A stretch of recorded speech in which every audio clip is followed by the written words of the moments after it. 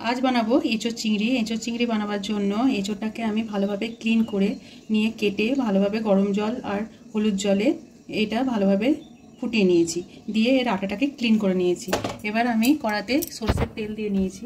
এবার এই এঁচোড়টাকে আমি লাল লাল করে প্রথমে ভেজে নেব। গরম হলে তেলটা গরম হয়ে গেছে, আমি এঁচোড়গুলো সব ছেড়ে দিলাম।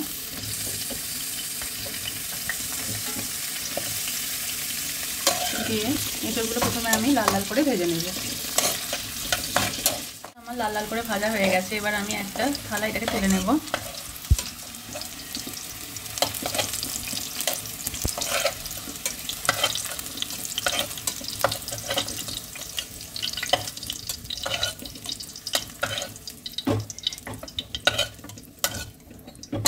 এবার আলুকে আমি ডুমো ডুমো করে কেটে রেখেছি। এবার আলুটা আমি ভালোভাবে ভেজে নেব।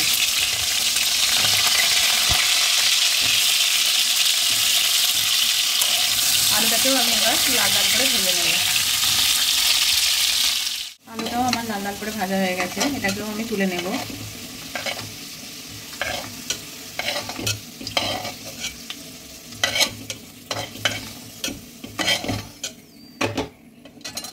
এবার আমি এখানে মাঝারি সাইজের চিংড়ি মাছকে ভালোভাবে ক্লিন করে নুন আর হলুদ দিয়ে মাখিয়ে রেখে দিয়েছি। এবার এটাকেও আমি হালকা ভেজে নেব।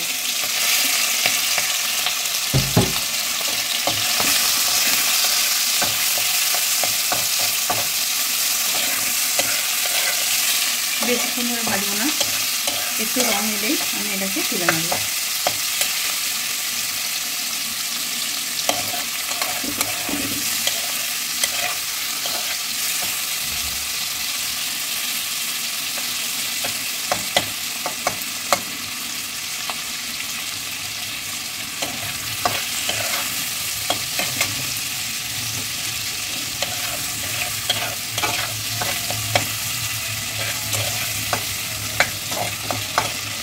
দেখুন চিংড়ি মাছটা আমার অলমোস্ট হয়ে গেছে।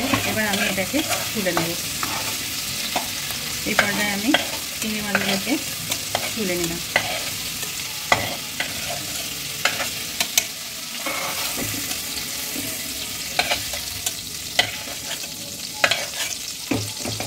এবার আমি এতে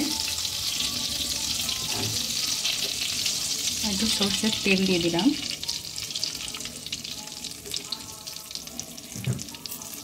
এবার তেলটা আমি গরম হতে দেব। তেলটা আমার গরম হয়ে গেলে কাশ্মীরি লঙ্কার এক ফোঁটা আর একটু হলুদ দিয়ে দেবো, এতে কালারটা ভালো আসে। এবার একটু নেড়ে নেব। নেড়ে নেওয়ার পর 1 চিমটে মতো আমি দিয়ে দেবো চিনি। এবার চিনিটা আমি নেড়ে নিলাম। এরপর আমি এতে দিয়ে দেবো একটা তেজপাতা, একটা শুকনো লঙ্কা আর গোটা গরম মশলা, এলাইচি, লবঙ্গ আর দারচিনি। এবার এটাকে ভালোভাবে আমি তেলেতে নেড়ে নেব। এবার আমি এর মধ্যে ফ্লেভারটা চলে গেলে গরম মশলা, এতে আমি কুচি করা পেঁয়াজ আমি দিয়ে দেবো। খানিকটা আমি এরকম লম্বা লম্বা কুচি করে নিয়েছি পেঁয়াজকে, এটাকে আমি ভালোভাবে তেলেতে লাল লাল করে ভেজে নেব। দেখুন পেঁয়াজটা আমার লাল লাল করে ভাজা হয়ে গেছে। এতে আমি কিছুটা পরিমাণ রসুন আর দুটো মতো কাঁচা লঙ্কা নিয়ে ভালোভাবে মিক্সিতে পেস্ট করে নিয়েছি, এটা আমি এবার দিয়ে দেব। এবার এটাকে এর মধ্যে তেলেতে ভালোভাবে কষতে নেব।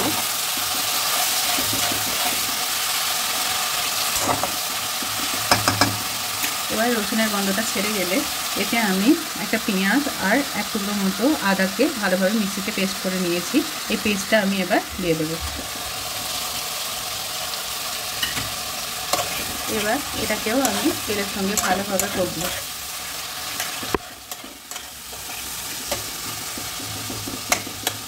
এবার এটাকে ভালোভাবে কষে নেবো কিছুক্ষণ ধরে। আদা রসুন আর পেঁয়াজের বাঁটাটা আর পেঁয়াজটা ভালোভাবে কষা হয়ে গেছে। এবারে এতে আমি কিছু পরিমাণ মতো শুকনো মশলা দেবো। প্রথমে হলুদ গুঁড়ো দিয়ে দিলাম, তারপরে দিলাম একটু ঝাল লঙ্কা গুঁড়ো। এবার 1 চামচের মতো আমি দিলাম কাশ্মীরি লঙ্কা গুঁড়ো, 1 চামচের মতো দিলাম ধনে গুঁড়ো, 1 চামচের মতো দিলাম জিরে গুঁড়ো। এবার ভালোভাবে আমি মশলাটাকে কষিয়ে নেব। মশলাটা শুকনো হয়ে গেলে আমি অল্প জল দিয়ে এটাকে কষতে থাকবো যাতে না মশলাটা ধরে যায়। এইভাবে আমি কিছুক্ষণ কষিয়ে নেব, একটু তেল ছাড়ার অপেক্ষা করব। মশলাটা থেকে তেল ছাড়তে লেগেছে। এবার এই সময় আমি একটা বড় টমেটো মিক্সিতে ভালোভাবে বেটে নিয়েছি, সেটাকে আমি দিয়ে দেবো। এবার টমেটোটার সঙ্গে মশলাটা ভালোভাবে আমি কষবো যতক্ষণ না ভালোভাবে তেলটা ছেড়ে দেয় মশলা থেকে। দেখুন টমেটোটা ভালোভাবে এর সঙ্গে কষে গেছে, মশলাটা আমার কষা হয়ে গেছে, তেলটাও ভালোভাবে ছেড়ে দিয়েছে, টমেটোর গন্ধটা চলে গেছে, কাঁচা গন্ধটা। এই সময় আমি দিয়ে দেবো ভাজা আলু,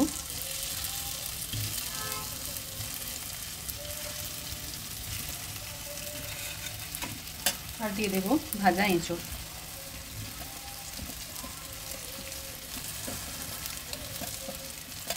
আর এর সঙ্গে দিয়ে দেবো কিছুটা পরিমাণ ধনেপাতা।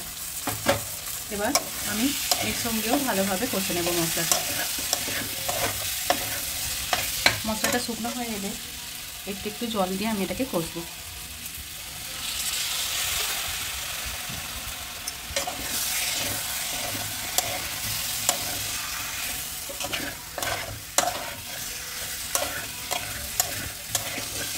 কিছুক্ষণ মতো আমি স্লো ফ্লেমে এটাকে কষিয়ে নেব। কিছুক্ষণ এঁচোড় আর আলু কষার পর মশলার সঙ্গে আমি এতে দিয়ে দেবো পরিমাণ মতো নুন।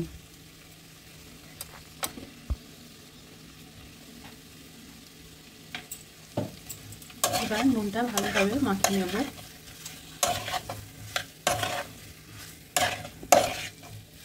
নুনটা গলে গেলে আমি এতে দিয়ে দেবো সামান্য জল। কিছুটা জল আমি দিয়ে দিলাম। এবার জলটা ফুটলে আমি এটা প্রেসারে সিদ্ধ করে নেব। আলু আর এঁচোড়টা আমি প্রেসারে সিদ্ধ করে নেব। দেখুন এবার এঁচোড় আর আলুটা আমি সিদ্ধ করে নিয়েছি। সিটিটা আমি খুলে নিলাম। দেখুন কতটা সুন্দর কালার এসছে। আলু আমার একদম প্রপার সিদ্ধ হয়ে গেছে, এঁচোড়ও ভালোভাবে সিদ্ধ হয়ে গেছে। এটাকে আমি এবার কড়াতে নিয়ে নেব। কড়াতে আমি দেখুন ঢেলে নিয়েছি আলু আর এঁচোড়ের যে কারিটা। এবার এটা ফুটতে লেগেছে, এই সময় আমি চিংড়ি মাছ ভাজাগুলো দিয়ে দেব। তার সঙ্গে উপরে দিয়ে দেব ধনেপাতা কুচি। এবার এর সঙ্গে আমি জাস্ট 5 মিনিট একটু ফুটিয়ে নেব। দেখুন 5 মিনিট বাদে আমি থালাটা উঠিয়ে নেব। ঢাকাটা সরিয়ে দিলাম। এবার একটু নেড়ে নেব। এই সমস্তটা আমার একদম রেডি। এবার শেষে আমি 1 চামচ গাওয়া ঘি দিয়ে দেব। ঘি দিয়ে আমি গ্যাসের ফ্লেম বন্ধ করে দেবো। দিয়ে 2-3 মিনিট মতো আমি এটাকে রেখে দেবো স্ট্যান্ডিং টাইমের জন্য। এবার দেখুন কিছুক্ষণ বাদে আমি ঢাকনাটা তুলে নিলাম। এই অপূর্ব স্বাদের চিংড়ি এঁচোড়ের কারি আমার একদম রেডি। এবার আমি এটাকে পরিবেশন করে নেব একটা পাত্রে।